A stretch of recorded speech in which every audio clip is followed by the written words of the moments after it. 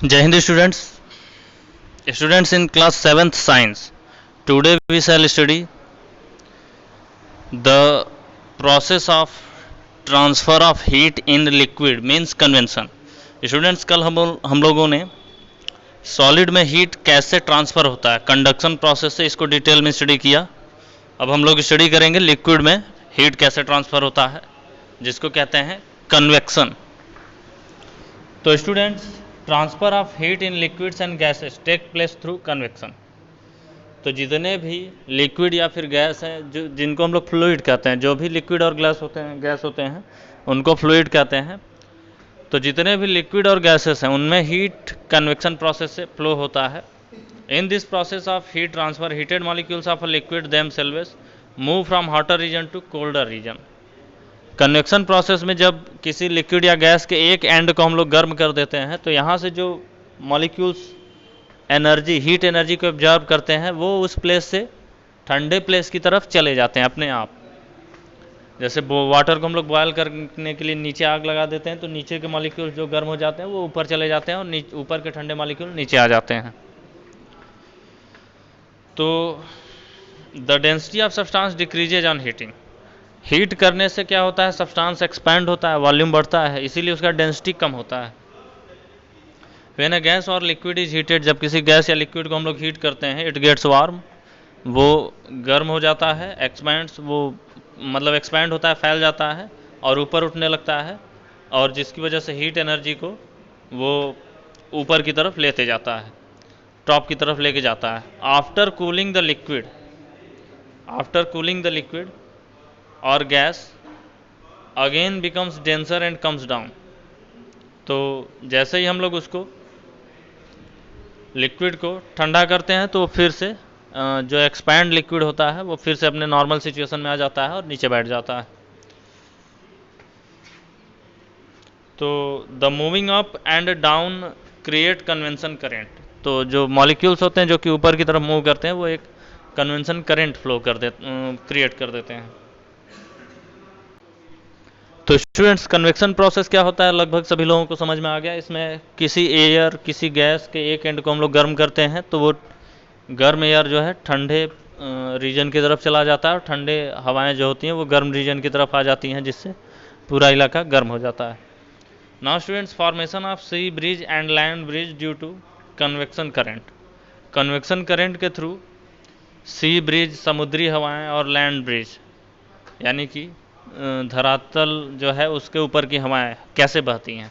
कुल मिला के इस टॉपिक में हम लोगों को ये समझना है कि हवा चलता क्यों है। आप लोगों ने अक्सर देखा होगा पेड़ वगैरह हिलने लगते हैं तो हवाएं चलती हैं, लेकिन हवाएं रियली क्यों चलती हैं इसका कुछ और ही रीज़न है। तो students the formation of land and sea breeze is due to convection currents and they play a major role in maintaining a moderate temperature in coastal areas. जो कोस्टल एरियाज होते हैं, कोस्टल यानी समुद्र के किनारे के जो इलाके होते हैं, अक्सर वहाँ पे हवाएं चलती रहती हैं जिससे टेम्परेचर हम लोगों का मॉडरेट रहता है। समुद्र के किनारे अगर आप लोग जाएंगे तो आप लोगों को गर्मी में भी काफ़ी सुहाना मौसम फील होता है, वहाँ पे काफ़ी ठंडा ठंडा अच्छा लगता है।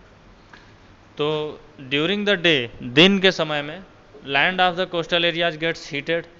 ज़मीन जो होती है वो काफ़ी गर्म हो जाती है क्योंकि वो सॉलिड है, सॉलिड जल्दी गर्म हो जाते हैं, जबकि जो लिक्विड होते हैं वो थोड़ा टाइम लेकर के तब हीट होते हैं।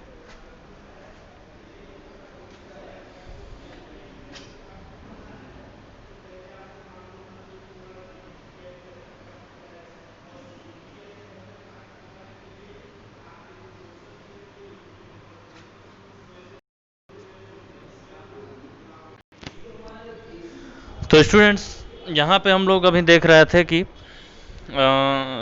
जो लैंड होता है वो जल्दी हीट होने की वजह से उसके ऊपर की हवाएं जल्दी गर्म हो जाती हैं, लेकिन जो समुद्र होता है जिसमें वाटर होता है उसकी जो हवाएं होती हैं वो जल्दी हीट नहीं हो पाती, इसलिए वो कुछ ठंडी रहती हैं दिन के टाइम में।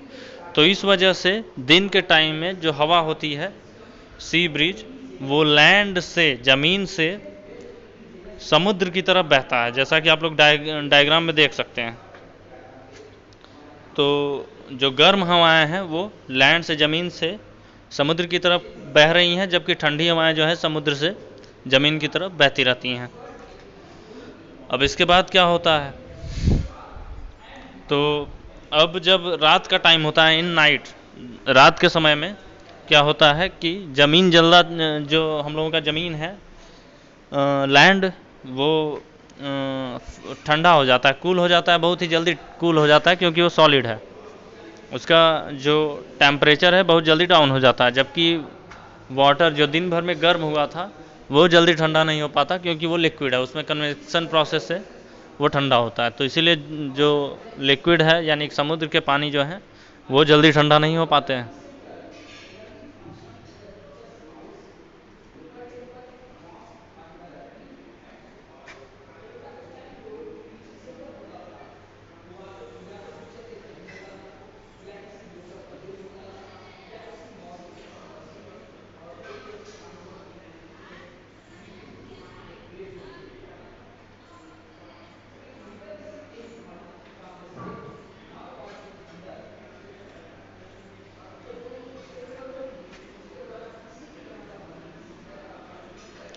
हाँ, तो स्टूडेंट्स उसके बाद तो क्या होता है कि अब ज़मीन जो है वो ठंडा है, तो उसके ऊपर की हवाएं भी ठंडी हो जाएंगी, जबकि जो हम लोगों का समुद्र है, ओशियन है, उसके ऊपर हवाएं जो है, एयर जो होगा वो हॉट होगा, क्योंकि समुद्र जो हम लोगों का है वो गर्म है कंपेयरिंग टू लैंड। तो इस वजह से रात में, नाइट में गर्म हवाएं जो होती हैं वो समुद्र से लैंड की तरफ फ्लो करती हैं, समुद्र के ऊपर से ज़मीन की तरफ बहती हैं, जबकि हम लोगों का जो ठंडी हवाएं हैं वो लैंड यानी कि ज़मीन से समुद्र की तरफ फ्लो करती हैं। इसमें एक बात और ध्यान रखना है, गर्म हवाएं ऊपर बहती हैं और ठंडी हवाएं जो होती हैं वो नीचे बहती हैं। उनका एक लेयर खुद का बन जाता है, गर्म हवाओं का लेयर ऊपर, ठंडी हवाओं का लेयर नीचे। इसीलिए जब हम लोग किसी बीच या फिर कोस्टल रीजन में जाते हैं, समुद्र के किनारे, तो हम लोगों को हमेशा हवाएं जो होती हैं ठंडी ही फील होती हैं। ओके स्टूडेंट्स, आज की वीडियो में बस इतना ही। कल हम लोगों का इस चैप्टर का लास्ट टॉपिक रहेगा, उसके बाद हम लोग बुक एक्सरसाइज कंप्लीट करेंगे। Thank you, have a nice day. जय हिंद, जय भारत।